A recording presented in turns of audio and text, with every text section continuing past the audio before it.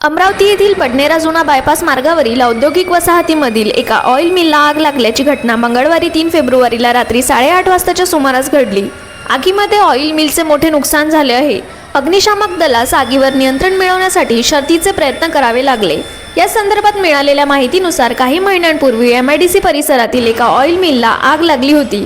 याच मिल समोर असणाऱ्या सरस्वती ऑइल मिलला मंगळवारी रात्री 8:30 वाजताच्या सुमारास आग लागली।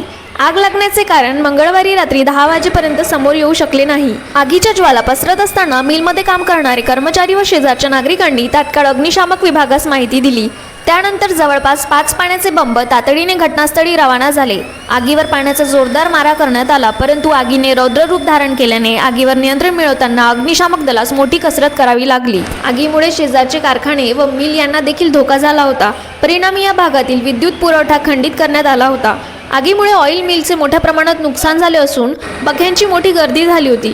रात्री उशिरापर्यंत आगीवर पाण्याचा मारा करून आगीवर नियंत्रण मिळवण्यात अग्निशामक दलास यश आले होते। दरम्यान आगीची माहिती मिळताच राजापेठ ठाण्याचे पोलीस सुद्धा घटनास्थळी रवाना झाले होते।